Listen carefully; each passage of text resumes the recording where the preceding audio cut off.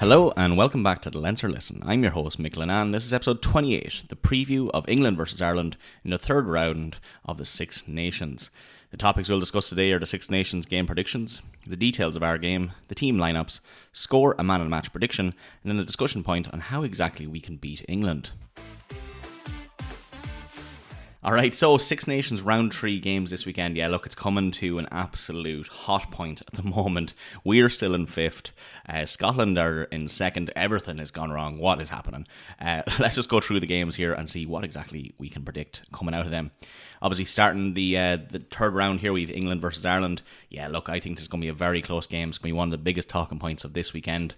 I'd say, I'd nearly go to draw, but I'm going to go very close margins. Either of us could win by a few points, but obviously I have to shout the home team, Ireland, for that. Next we have Wales versus Scotland. I think the only advantage Wales have here is being at home and hoping that their fans show up this time. But yeah, I think Scotland are going to win that one. And then last but not least, we have France versus Italy. And look, France are hungry for that Grand Slam, so you know right well they're going to come out in force. And they haven't named their team yet, but I highly doubt they'll start reducing the numbers just because it's Italy. And especially considering Italy have been on form. So yeah, looking forward to that game as well. Details of our game there. Kickoff is at 2:10 p.m. in Twickenham in England.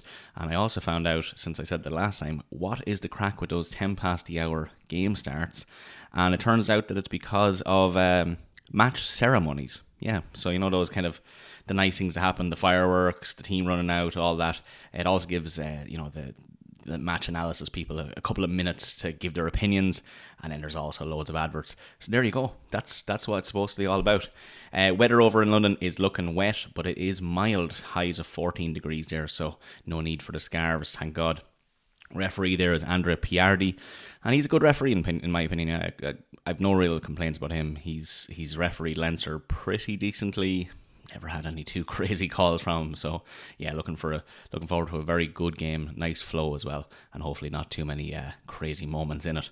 Where to watch it? Well, look, in Twickenham if you're very lucky, and definitely not envious for all the people that are over there at that game. But if not, RT2 or RTE Player. Right, going straight into it, the Ireland lineup here. From the backs, number 15, Jamie Osborne. Number 14, Robert Balcoon. 13, Gary Ringrose. 12, Stuart McCluskey. 11, James Lowe. 10, Jack Crowley. 9, Jemison Gibson Park. Moving into the forwards here with number 1, Jeremy Loughman. 2, Dan Sheehan. 3, Tyg Furlong. 4, Big Joe McCarthy. 5, James Ryan. 6, Tyg Byrne. 7, Josh van der Fleer. And number 8, our captain, Caelan Doris. Into replacements there, number 16, Ronan Kelleher. 17, Tom O'Toole. 18, Finlay Beelum. 19, Nick Timoney. 20, Jack Conan. 21, Craig Casey. 22, Kieran Frawley. And 23, Tommy O'Brien. Over to the England lineup there, number 15, Freddie Stewart. 14, Tommy Freeman. 13, and making his appearance again, Ollie Lawrence. 12, Fraser Dingle. 11, Harry Arundel. 10, George Ford. And number 9, Alex Mitchell. Moving into the forwards here with number 1, Ellis Genge. 2, Luke Cowan-Dickey. 3, Joe Hayes. 4, and their captain, Maro Itoje. 5, Ollie Chesham. 6, Tom Curry. 7, Ben Earl. And number 8, our fan favourite, of course, Henry Pollock. Into the replacements area, number 16, Jamie George. 17, Bevan Rodd. 18, Trevor Davison. 19, Alex Coles. 20, Guy Pepper. 21, Sam Underhill. 22, Jack Van Poortvliet. And 23, Marcus Smith. You would have noticed there the bench splits. Ireland opting for a 5-3 this time, and England opting for a 6-2. So a little bit of a mismatch there. Hopefully it doesn't come back to bite us, and hopefully we don't have to look forward to a couple more forwards falling into the fray there for us. Who to watch for Ireland there? Yeah, look, Tyg Furlong. He's meeting Genge once again in his professional career. He needs to have an absolutely massive game, and I expect after being lifted in the air in the last game against Italy that he's going to want to come out there and show his force in that scrum. We'd obviously have to mention Robert Balcoon. Yeah, look, he had a fantastic game last week. He's going to be up against it this week, though. The forwards that are out there for England are massive. Their backline is so fast, so he's definitely going to be up against it, but I'm expecting him to have a very good game and be a newsmaker for it. And then obviously Jemison Gibson Park, rightfully selected ahead of Casey there again this week. Craig Casey just not really having the best game, and when Jemison Gibson Park came on off the bench, he definitely stabilised that team, and there was an awful lot more flow going there, so definitely need him out there. defensive ruck play will be key to keeping Pollock and Lawrence out of our 10 metres there. So hopefully have a good game. Moving over to the England team there, Ellis Genge, look, likewise, as I said to Tadhg Furlong, he's meeting him once again. It's going to be a battles of the great in the scrum there. Two fantastic scrummagers, so looking forward to those two battling against each other. Ollie Lawrence, look, huge, coming back there, back and ready to do damage. He is a fantastic player. It's a scary time when he's coming out. He's probably one of the greatest centres. He plays the outside centre so well. He's very disruptive and has always had very dominant and well capable for carries. And then obviously we have to do we have to talk about him? I guess we probably do have to talk about him. Henry Pollock. Yeah, look, he's starting for England this time. We all hate him because he's too good. And he doesn't try to hide it behind his kind of humble persona. He absolutely loves it. He is such an egotistical person. He tries to get in the heads of all the players. He goads on the crowds. We hate it. We hate it, but look, he's proved on and off the field that he can do it. Now, saying that, he is a little bit hot and cold, and we would have noticed that against Bordeaux Beg there when he focused on playing the crowd than playing rugby. So hopefully he takes out one of those performances and doesn't do very good again. But look, you can't give him an inch. Going into some previous games there, it's obviously a mixed bag when it comes to Ireland versus England. The last time we came out there, we actually beat them, and that was in the Aviva Stadium in the 2025 Six Nations when we had a very good championship. Time before that, England actually beat us by 1 point in Twickenham in 2024 in the Six Nations. And then the time before that, if you remember, the Aviva Stadium World Cup warm-up, and we beat them 29-10. That was a fantastic year, 2023. If we could just have that again, just in Twickenham, wouldn't that just be great? My prediction, look, they suffered a very heavy defeat to Scotland in the Calcutta Cup. I think they'll probably be out for blood, but I'm going to say that it's going to be small margins. I'm going to say it's small margins. Now, unfortunately, the bookies do not share the same sentiment as us. They have us a 10-11 on with a handicap of plus 11 points. They are writing us off, lads. They're writing us off before the game even starts. Yeah, look, fair enough if you want to say that. But look, I'm going to go 21-26 to Ireland. A win away from home in Twickenham. Send that chariot way home rather than swinging low. Going for man of the match here, I think it's probably going to be Tadhg Byrne or Josh van der Fleer. I think it's going to be the forwards there. They're going to be the high impact players. It's going to be a win or a loss from them. I don't think the backs, obviously they'll be the try scorers, but I think the play is going to happen really heavy in the front. All those, those tackles, those 5 meter, ruck plays, it's all going to be in the front pack.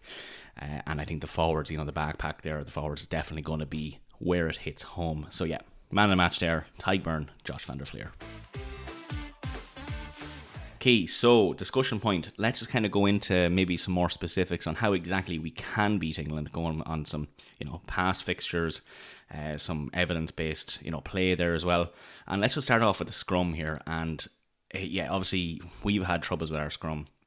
England, on the flip side, have not had troubles with their scrum. England earned 3 penalties and set up Arundel's try against Scotland there. So look, they have the scrum set. They're so good at it. I think they're currently at 100% on their own scrum feed, 8 for 8 in the Six Nations currently. I think they lead the tournament in scrum penalties, 1 as well, 4 in 2 games. That's massive.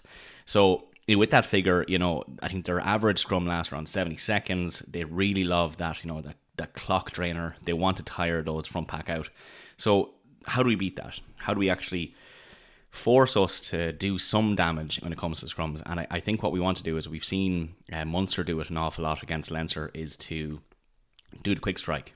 Quick strikes, just roll the ball in and get it out immediately within that 3 seconds. Don't let the likes of Joe Hayes or Ellis Genge get that second push on when you know right well it's going to put us under pressure. So just straight in, out the back, and then recycle it as fast as you can. I think that's probably the only way we'll actually beat those scrums, because looking at their scrums, they're so dominant. And if Italy were beating us in the scrums, now I'm not going to put them down. They obviously had very good scrummagers as well.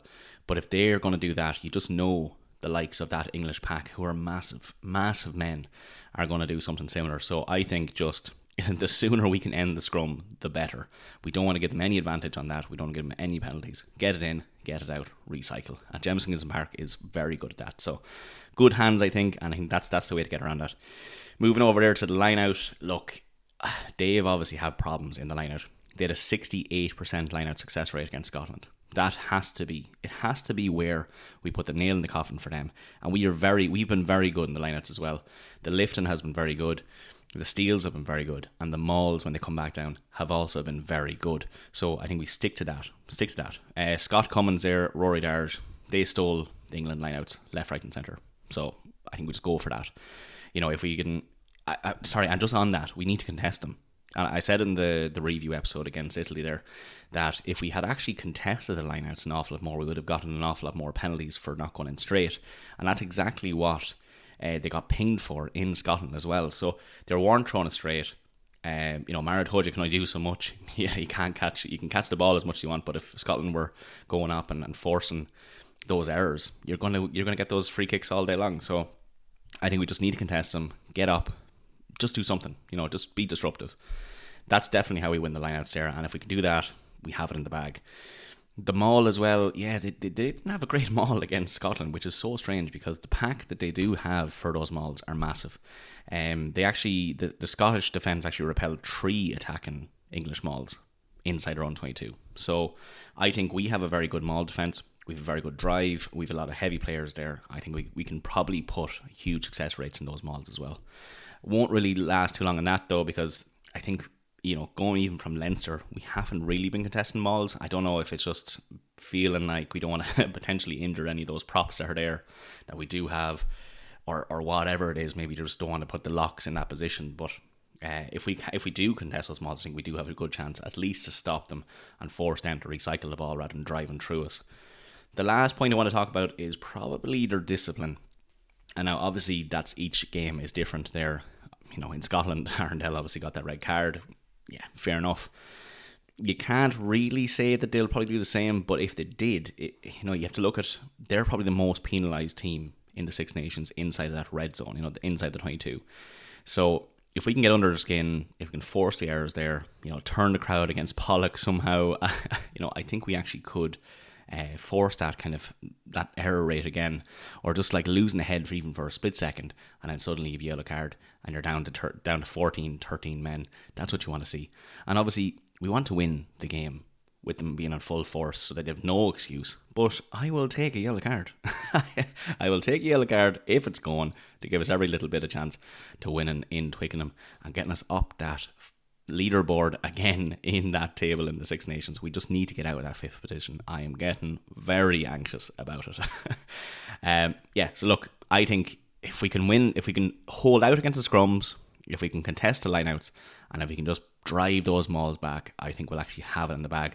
The backs that we have are very fast. Balakun, I expect him to get a couple of tries now, so looking forward to it. Hopefully we win.